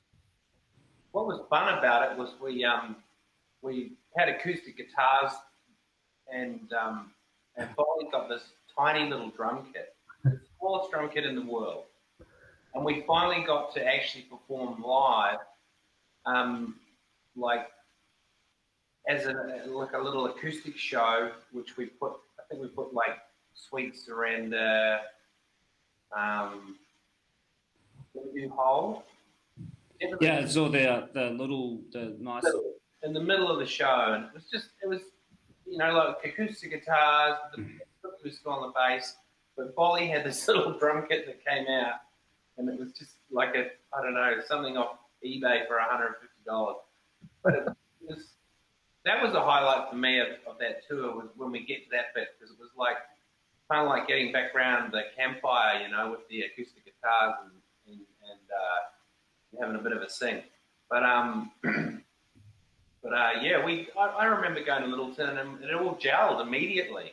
We were having a bit of a jam, and we just sort of had to work through the songs, because we'd sort of forgotten a little bit of, you know, the parts maybe, but the chemistry was, you know, very much, it was like the 8 years that had passed just went, dun, dun, you know, like as a band, you know, the time between, the band hadn't changed.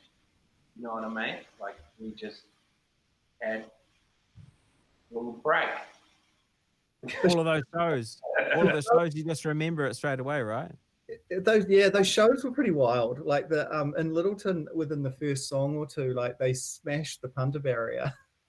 You remember they just totally smashed it. And we were looking at each other going, shit, this could go horribly wrong. Yeah, there's some pretty special moments in Christchurch, man. Yeah. Oh, it was net level. Just it was. I can't remember the venue. It was only a small venue. I can't remember. Alpha, wasn't it? Yeah, that one. It was. People were on fire. They just, it was insane. They just wanted to fucking fuck, you know. Jeez, it was just mayhem at the front, and we came in, stepped on that stage, and just heat coming towards you. It was just fucking go right now. Play that distorted guitar, and there were just so many people at the front, just so drunk and just wanting to have a good time. It was great. Sweat dripping down the walls. Yeah. It was such a great atmosphere that particular one. Auckland, half the PA didn't work. Oh, do you remember Auckland? Yeah. Oh my gosh, and the stage half was super small, and the cuzzy put the lights right next to the bloody hell. Couldn't even turn left, you know. You bump into the blooming middle, but the light was hanging off, and that was funny. What venue was that? I'm thinking Big Day Out was Auckland. Yeah, it's Big Day Out, but we did a show at Galatos as well. Yeah, that one.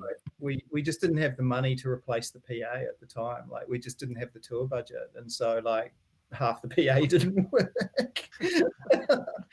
Sorry. I felt that one was very industry. Yeah, Sweet, bro. Isn't that the case though? You have a real minter, and then the next one's like some who left the wheels behind? What the hell happened here? I remember at the Big Day Out, Dickie and Polder, the side of stage, hanging out, and then Tookie actually went into the crowd, and you know, he like back then he was a serious. I mean, he still is. He's a big star, and he went into the crowd, and the crowd parted, and he got right in the middle there in front of Aaron, and just started grooving around, and everybody was grooving with it and getting selfies. Hilarious! I've never seen any rock star do that. Yeah, it's beautiful. He's been a friend from a long time ago as well. You know?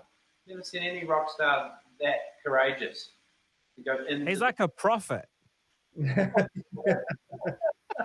He is. I've met him. It's like, oh, this guy's got like a Jesus buzz to him or something. Tiki is a prophet of best. Yeah. He's a prophet, man. It's his vocation in life, hey? Yeah. Jesus. Palangi kick. Yeah. Balani kick. He's like a prophet. Prophet of dub. We're looking at the album, and we've been talking over the life and times of Weta. The last song on the album, Missed Again, I've got a clip here from Aaron talking about how that sort of came to be. Here we go.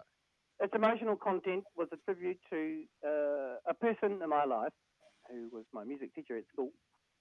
She became my stepmom because soon enough I was living with her, and she adopted me and gave me the musical education that further shaped me into the person I am today. When she lost her husband quite early on, and all of a sudden I was going to operas and poperas and and all sorts of classical shows, to Guitarist. I saw Paulie Butler-Jones. I mean, I'm a little guy, and Dave Dobbin. I went to a couple of his concerts, and a beautiful relationship of appreciation towards music, and her,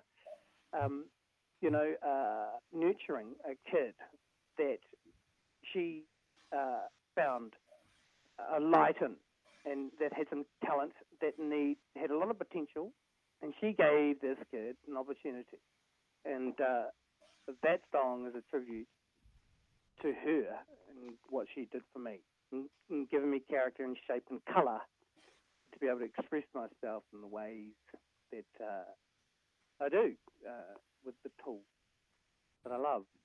It's a moving song, and when he told me that, I was like, "There's obviously he's sort of a little bit vague with it." But I thought, you know, the album has such ebbs and flows that "Missed Again" is one of those songs that, for some reason, even though it sounds quite different to the rest of the album, it fits so well. So I think that one of the reasons Aaron was coy about what the song's actually about is because it's about somebody who's actually still quite well known in the New Zealand music industry, and I'll leave it at that because I'm speculating mostly, but I'm pretty sure that I've got it on point. I spent a lot of time thinking about it, and the reason that one's called Joy's Song is it's about Joy McKenzie, who took Aaron in his teenage years, and Joy had done that before as well. Aaron has a couple of, I guess, stepsisters from Joy, Wanda being one, and there was another woman as well whose name escapes me right now, and they're wonderful, wonderful people. Joy McKenzie is still with us, but the reason it was Joy's Song was because Joy really loved the first part of the song, which is the acoustic part, with Aaron just singing gently over that acoustic thing, because all of the rest of the stuff that Aaron played to Joy was very loud and very, very different. And so that's why it was Joy's song. The only thing about that song that I guess I would have liked to have seen was that there's a really lovely reprise at the end of the loud bit. So the song is really sort of, I think it's only one or two chords, and it's made up of three parts. So there's that gentle introduction, there's the loud bit, which is all about falling over. And then there's the last bit, which is the reprise, which was a really lovely moment on the record where we were all jamming that part of the song out. And I'm pretty sure that there wasn't any overdubs done in that. I tried to get it on the remaster for the digital deluxe copy of the album, but it just would have required, I don't know, a bit of wrangling, and it never made it. Yeah, that was a song I didn't even know he had. That was one of the songs on the whole album that I probably did not witness the start to or anything. You know, he just came out with it. I'm not sure if you guys heard him play that at home or anything. I can't. He had it floating around for years. Yeah, right. He was showing me the chords to it. I think, like, in the control room at Sing Sing, we had the acoustic guitars, and then Steve James said, "Can you just go into the main room, the drum room, and just go and sit on those cushions?" And we literally did this. It was real unusual. And they had the big Neumann was just hanging over these cushions, and we just sat down on the cushions, and we just played that guitar thing for a while until we got that section right for Steve, and then we put in the electric side of it, and I don't remember the song prior to that. I just remember Aaron going, "Got these chords, play these chords," and then, so yeah.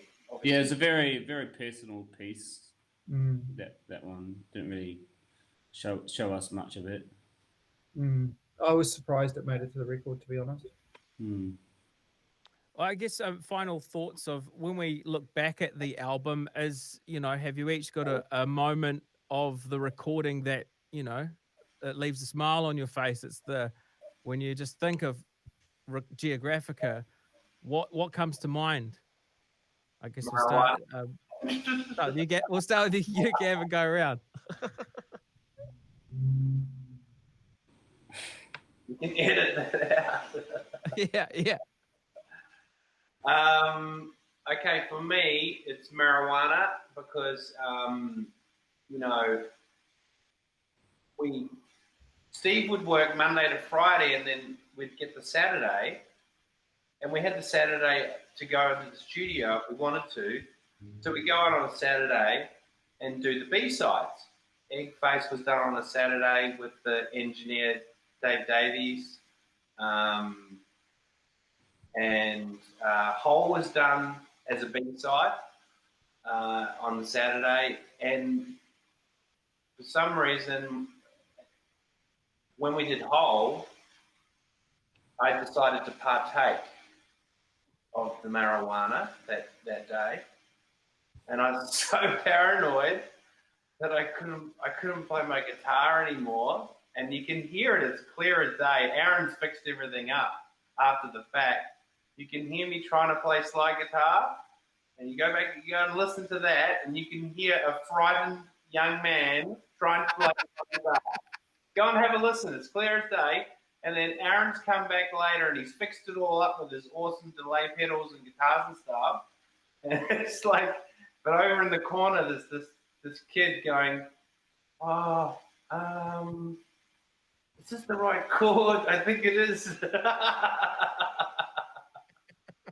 But overall, I mean, it was so incredible to make an album, you know, a record that it stood the time. You know, Aaron's songs are incredible and just amazing, you know, to be here, to be able to say that, you know, after all these years. To me, it was the moments where we came together as a band and were confident in playing that stuff in the studio. The version of Got the Dew that we recorded was not the version that we went into the recording studio with. That whole outro section, the drum solo, all of that, Aaron just pulled that out, just pulled that out in the studio. We pulled that out when we were recording it, prompted me to play a drum solo, which was terrifying because I hadn't rehearsed anything. I didn't have any context for it. It was those moments where I can hear that there's me and Tookie just really locking in on a groove and playing stuff. And just the fact that we were confident enough to be able to record that album was really what I'll take from that. And the fact that that Aaron really owned it. Aaron owned that whole entire process. It was seeing him become a guy that I'd always wanted to see him become in some respects. Tookie, for you? I don't know, just a lot. There's my thoughts and memories just a really amazing experience. A lot of great memories of my brother. I'm glad we can talk about it now, so long after, and to share that experience with you boys and my brother, and to have that on to have the music left behind, and the memories left behind that we all experienced is a really beautiful thing. So cheers. Well, lads, all I can say is thank you for your honesty and sharing your journey with all of us who are listening, because with these albums, you get a glimmer of what the story is, and to actually hear the stories behind the songs in the album is basically why I do this job. So, I want you guys to enjoy those memories and keep looking back at this album and enjoy the re-release as well. And I'm sure you'll have plenty of family and whānau that come out of the woodworks, and even people from those gigs that will pop up online, and they'll share many more memories that maybe we even missed today. So thank you guys, man. The album is a ripper, and I hope you guys enjoy the next coming weeks of sort of looking back on it. Cheers, bro. Hey, thank you, Mike. Thank you to The Rock. Cheers, bro. What the opportunity you've given us to talk about our experiences, and Aaron, just absolutely wonderful. And thank you to your audience and everything, man. Thank you, bro. Thank you so much. Yeah, thank you. Thanks, Mike.